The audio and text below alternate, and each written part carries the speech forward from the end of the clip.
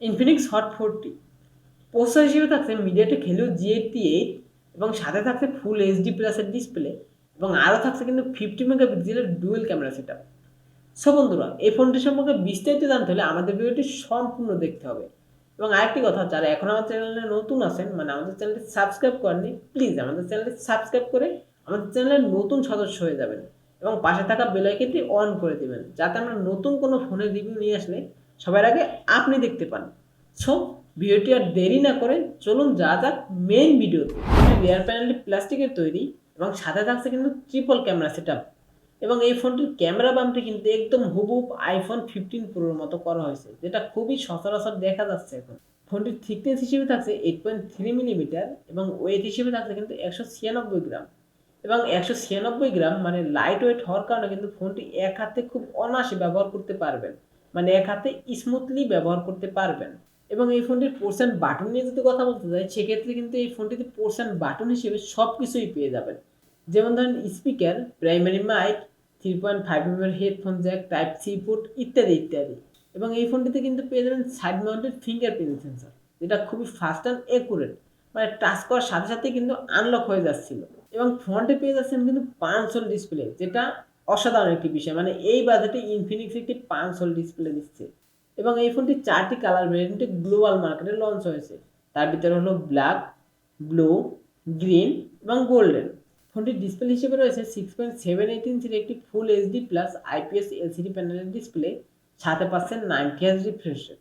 এবং 90 Hz refresh rate থাকার কারণে ফোনটির কিন্তু একদম স্মুথলি ব্যবহার করতে পারবেন, মানে ইউআইতে কোনো ধরনের কোনো ল্যাগিং এর দেখা মিলবে না। এবং ফোনটির ডিসপ্লে রেজুলেশন হিসেবে রয়েছে 2460/1080 পিক্সেল।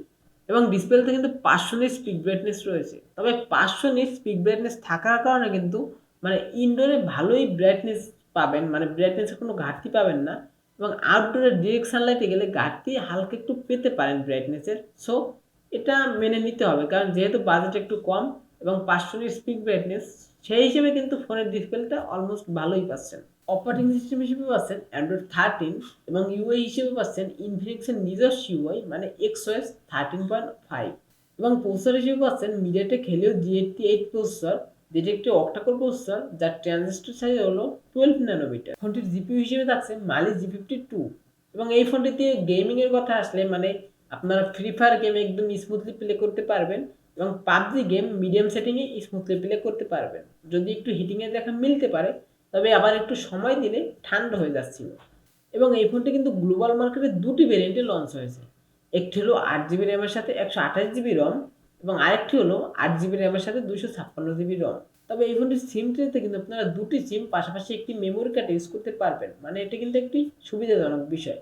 মানে দুটি সিমের পাশাপাশি আপনারা এক্সটার্নাল মেমোরি কার্ড ইউজ করতে পারবেন, মানে আপনাদের প্রয়োজন মতো স্টোরেজটা বাড়িয়ে নিতে পারবেন।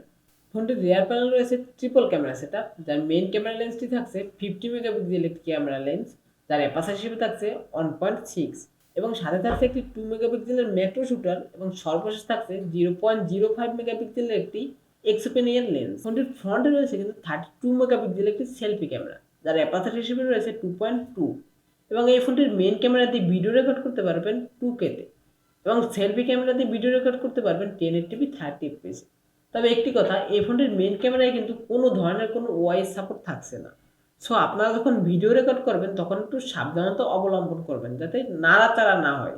মানে ভিডিও রেকর্ড করার সময় যদি আপনারা ফোনটা নাড়াচাড়া করেন, তাহলে কিন্তু আপনার ভিডিওতে শেকি শেকি ব্যাপারটা চলে আসবে, যে কারণে ভিডিওর কোয়ালিটিটা অনেকটা বাজে হবে। আর যদি আপনারা মানে একদম স্ট্যান্ডার্ডভাবে ভিডিও করতে পারেন, সেক্ষেত্রে ভালো একটি রেজাল্ট পাবেন। ফোনটিকে চার্জের জন্য পেয়ে যাবেন ইউএসবি টাইপ সি পোর্ট এবং এই ফোনটির ব্যাটারি সেকশনে রয়েছে 5000 mAh একটি বড় ব্যাটারি এবং এই ব্যাটারিটিকে চার্জ করার জন্য রয়েছে 33 ওয়াটের একটি ফাস্ট চার্জার। এবং এই চার্জারটি দিয়ে ফোনটিকে ফুল চার্জ করতে অ্যারাউন্ড সময় লাগবে 1 ঘন্টা 10 মিনিটের মতো। এবং এই ফোনটিকে ফুল চার্জ করে আপনারা যদি নর্মাল ইউজ করেন, সেক্ষেত্রে 1.5 দিনের মতো ব্যাকআপ পেয়ে যাবেন, মানে 1.5 দিনের একটু কম হয়, মানে ধরা যায় 1.5 দিনের মতো। এবং যদি হেভি ইউজ করেন, মানে একটানা গেম প্লে করেন বা মুভি টুভি দেখেন, সেক্ষেত্রে আপনারা ব্যাকআপ পাবেন 6.5 ঘন্টার মতো। এবং এই ফোনটি গ্লোবাল মার্কেটে যে লঞ্চ হয়েছে তার প্রাইস হিসাব করলে বাংলাদেশি টাকা কনভার্ট করলে 16 থেকে 17 হাজার টাকার মধ্যে হয়ে যায়। তবে আশা করা যায় এই ফোনটি জানুয়ারি মাসেই লঞ্চ হবে, মানে নতুন বছরে লঞ্চ হবে।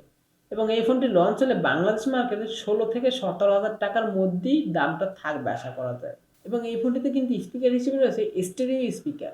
এই ফোনটির ভালো দিক এবং খারাপ দিক যদি বিবেচনা করতে যাই, সেক্ষেত্রে এই ফোনটির দাম হিসেবে যে ফিচার দিয়েছে সেক্ষেত্রে খারাপ কোনো দিক দেখা যায়নি, এবং ভালো দিকের ভিতরে অনেকগুলো পয়েন্টই রয়েছে। তার ভিতরে সবচেয়ে হাইলাইটেড পয়েন্ট হলো 32 মেগাপিক্সেলের সেলফি ক্যামেরা। মানে বুঝতেই পারছেন, ফ্রন্টে কিন্তু 32 মেগাপিক্সেলের সেলফি ক্যামেরা দিয়েছে। এবং দ্বিতীয় হচ্ছে পাঞ্চল ডিসপ্লে, এবং তৃতীয় রয়েছে কিন্তু দুটি সিমের পাশাপাশি আপনারা মেমোরি কার্ডও ব্যবহার করতে পারবেন। মানে আপনারা চাইলেই কিন্তু স্টোরেজটা আপনাদের মনের মতো করে বানিয়ে নিতে পারবেন, মানে যতটা প্রয়োজন। এবং আরও রয়েছে স্টেরিও স্পিকার। সো বন্ধুরা, আজকের ভিডিও ছিল এই পর্যন্তই। দেখা হবে নেক্সট কোনো ভিডিওতে।